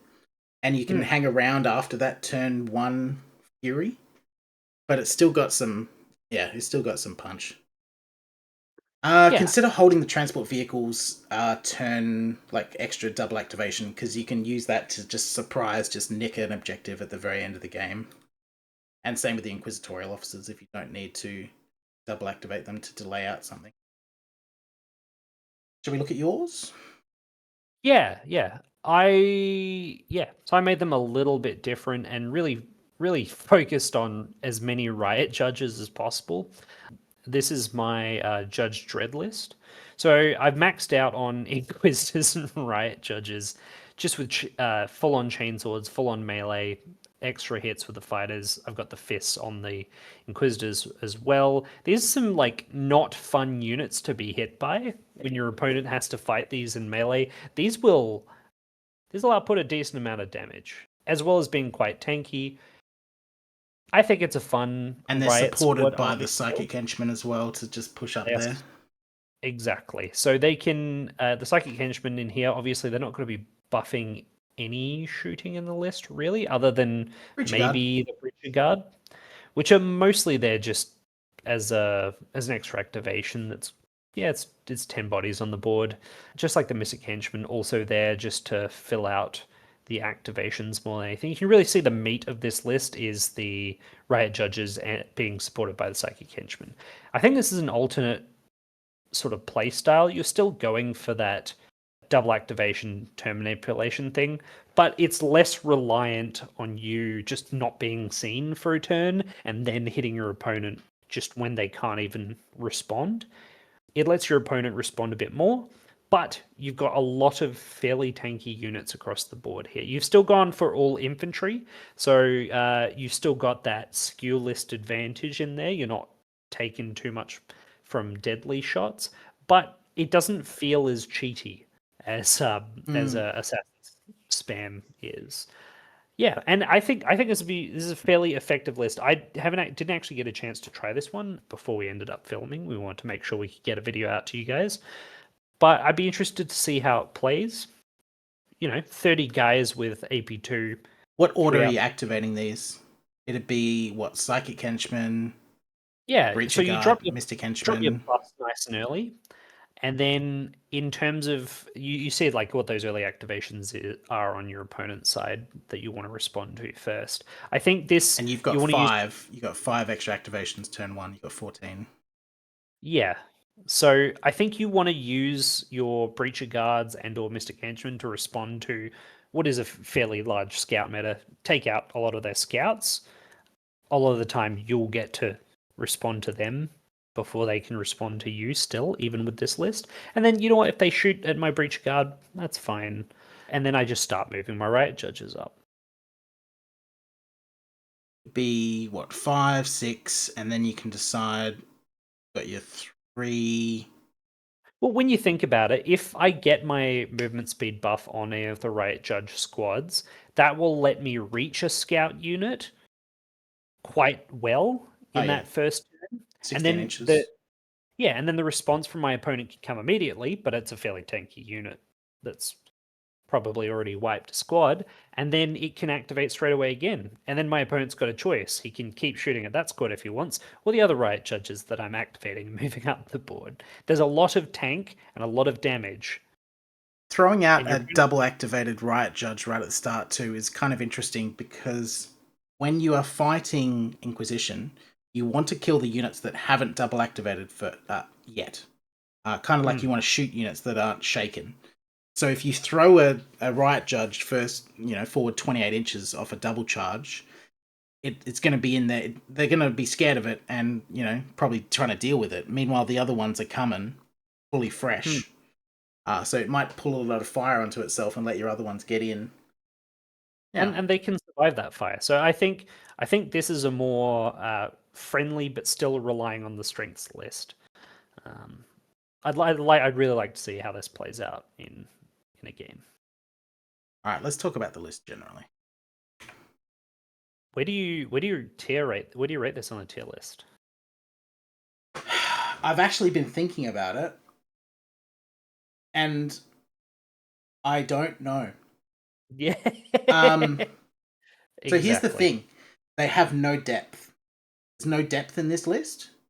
It's one of those lists where there's actually a few really good options, and there's one way to play. That way to play can be really, really, really mean and feel unfair. But there's not a lot of other ways to play. And if you if you're like, so let's say I rate this list A, right? That's up there with Alien Hives. This list could beat the crap out of Alien Hives potentially, but if I say A and the person's like, oh sick, I'm totally down. My army's cool. I'm gonna play an A army, and then they just sort of build it and they don't really think too much about it. You could get absolutely crumpled because there's a lot of trap options here, and you need to think really hard about how everything's going to activate before you even arrive. It needs to be built in a very specific way. There's not much room to just wing it on the board. So This is like a competitive standard or modern Magic deck. You come to the match, you know exactly what you're going to be doing, and it either works or it doesn't. There's no like playing to the conditions of the game. There's no like adapting your strategy. The only choice during the game is, okay, now I'm up to my activations. Which ones do I charge first? this is a burn deck in Magic the Gathering. It's like, I don't care what you're doing. I'm doing X damage to you every turn, and the game's going to end on turn 5 or turn 3. Can you counter that? No? Then you lose. I 100% agree. I don't know where to put this in the tier list either. If you build them optimally, they are pushing, I think, quite high. Yeah. They are very, very scary. It is actually really intimidating to be on the other side of a well-built Human Inquisition list on turn 1. It is so dangerous, the amount of things they can do, and you don't want to push into the middle of the board, but if you don't, they can then kind of just box you in for turn 2 as well and keep going. It's really hard to deal with. They can't take a punch at all. They just can't. So if you can jump them, or if you deploy your units badly, then you get punished super hard. Yeah, don't misplay this list. No, don't misplay them. And here's the other thing I've mentioned once before, at least in this video, is they are super deadly early on, but whatever survives that onslaught will crack back super hard. Nothing in here that does the supreme amount of damage, so for example, those assassin henchmen, has the sustainability to survive all 4 turns of the game. Anything dedicated at them, really. Yeah, and if it is a dangerous unit that does have tank, then it's obscenely expensive, like Breacher Squad that support it. Yeah.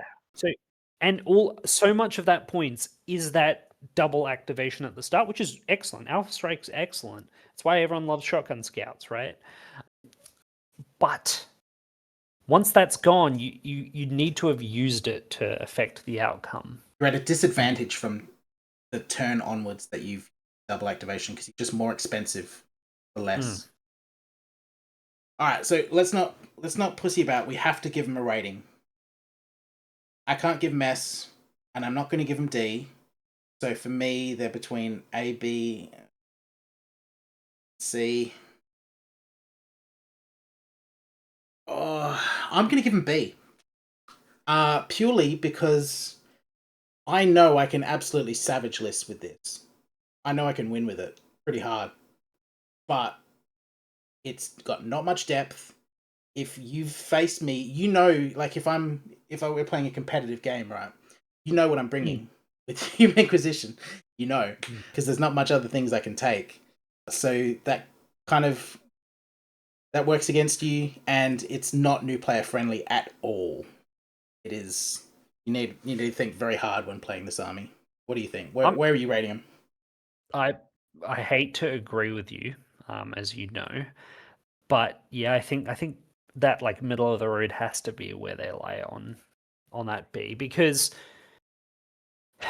if, like you said, if I know I'm coming up against Human Inquisition, right, and they're building it in the school of Trueseeing gaming, then I'm gonna just throw as many like small units onto the board as I can. They're all going to be having like flamers and things like that, and yeah, I'll lose half my army, but then I'll kill your entire army on turn 2. Half of it on turn 1. Yeah, and it's got that really hard counter play that can be done if you know you're coming up against it in a tournament situation where you don't know what you're coming up against and you're building all comers, then a skew list is going to have an advantage, particularly this one where it's going to be able to cross the board and really put on the hurt. So I think it's a lot better in a situation where you don't know what your opponent's playing and it's like a very mixed meta situation. There could be anything. I think they're quite good in that situation, pushing much higher.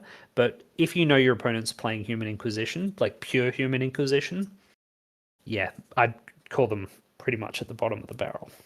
So that's why I think B is a good spot to put them. Again, I will say I think this list is the most fun one to mix with other things. I like to run. People don't like it. Some people don't like mixing army lists. Other people are okay with it. I know you're a bit of a purist about army lists. And in terms of game balance, the balance of the game should be built around pure lists. But it's OPR. We moved away from 40k partly because it's not a system built around having fun anymore. OPR is a game about just showing up and playing war games with your mates. So I want to run my Inquisition list where I've got an Inquisitor and I pull maybe some Stormtroopers. And for 90% of people, tournaments aren't a consideration. So. Exactly. I want to run a thematic list for the 40k Human Inquisition. So I'm going to pick up little pieces of the Imperial Army as like parts of his retinue or parts of people he's requisitioned. And that's how I'm going to run it. And yeah, they're kind of the opposite of Titan Lords. They're kind of the direct opposite because it's lots and lots of tiny, low quality shit instead of a couple of high quality, low attack stuff. With buckets of attacks that's moving all over the board and has tons of activations. And has no tough models. So, which in the scale of the game, Horde arguably better than Tough because volume of attacks at the end of the day is king. Any final say about these guys? They're actually really fun to play. I had a ball playing with them. When you first are like, let's do Human Inquisition, I'm like, what? Then I was looking through the list and I'm like, what? But if you look into them a little bit, there's some cool units in there, and it's super fun on the table. Just like having those 15 activations on turn one, it feels good. Yeah, and you can really smash with it. Yeah, and you don't have to build them that hard. You can build them a little bit peeled back just for having fun with your mates. And I feel like the fact that your opponent knows, okay, I'm going to take a walloping now, but the moment we hit that second turn, you get punched right back, means that I think they're fun for both players at the end of the day. Yeah, the fall off is massive from turn 2 to 3. It's a different army you're facing, which is cool. It's unique in the game, which is, it's always fun to have unique armies that play weirdly. It's not just, this is not difference in terms of quality or they have different weapons or whatever. This army plays differently. You build it differently. It feels really weird to play against. Yeah, it's cool. I like it. I like it quite. I didn't think I'd like it, but having played it, having it inflicted on me, I like it quite a bit. Yeah. All right. That'll do us for this time. See you next time, everyone. So yeah.